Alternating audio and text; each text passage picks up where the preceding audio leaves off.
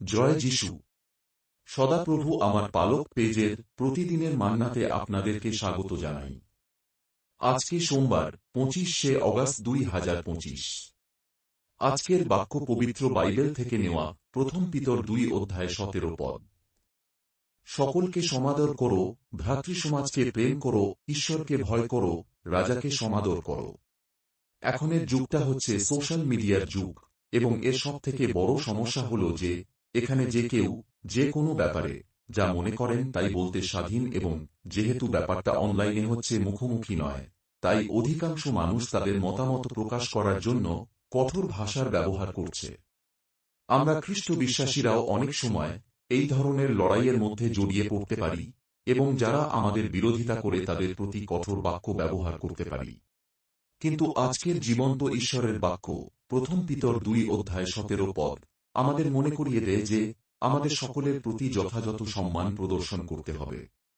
প্রথম পিতর 2 অধ্যায় 11 পদে বলে, প্রিয়তমেরা, আমি নিবেদন করি, তোমরা বিদেশী ও প্রবাসী বলিয়া মানসিক অভিলাষ সকল হইতে নিবৃত্ত হও, সেগুলি আত্মার বিরুদ্ধে যুদ্ধ করে।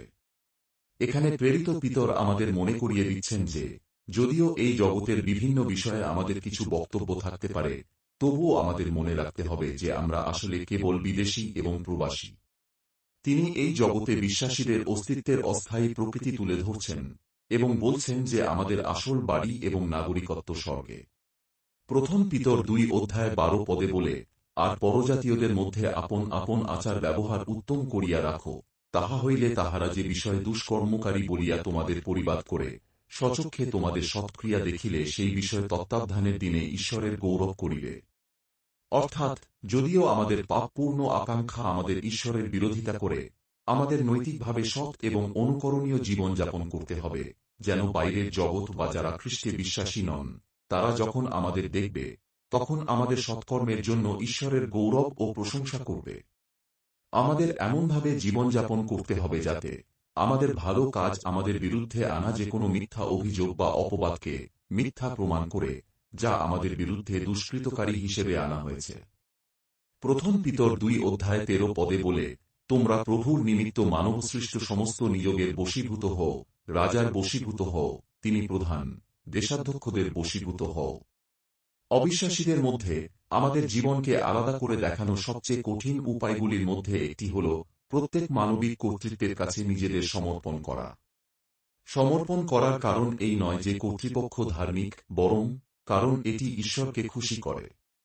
প্রথম পিতর 2 অধ্যায় 15 পদে বলে, কেননা ঈশ্বরের ইচ্ছা এই, যেন এইরূপে তোমরা সদাচরণ করিতে করিতে নির্বোধ মনুষ্যদের অজ্ঞানতাকে নিরুত্তর করো। পিতর বলছেন যে প্রভুর ইচ্ছা হল ভালো কাজ করে আমরা, যারা সুসমাচারের বিরোধী, তাদের কথাবার্তা বন্ধ করে দিতে পারি। এখন প্রশ্ন হল, কেউ কিভাবে ভালো কাজ করবে? মানুষের মধ্যে এত লড়াই, এত বিভাজন, কিভাবে ভালো কাজ শুরু করা যায়? প্রেরিত পিতরের উত্তর দিয়েছেন প্রথম পিতর 2 অধ্যায় 17 পদে। সকলকে সমাদর করো, ভ্রাতৃসমাজকে প্রেম করো, ঈশ্বরকে ভয় করো, রাজাকে সমাদর করো।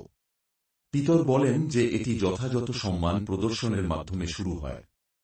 পিতরের মতে আমাদের সকলের সাথে এমন আচরণ করা উচিত যেন তাদের চরম মূল্য রয়েছে।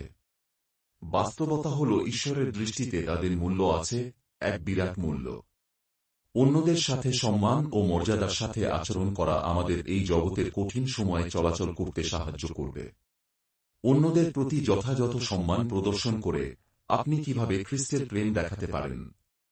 সোশ্যাল মিডিয়ায় আপনার নিজের কথা এবং কাজ পরীক্ষা করুন। আপনি যাকে সেবা করেন তাকে কিভাবে আরও ভালোভাবে প্রতিফলিত করতে পারেন? প্রভু তার বাক্যে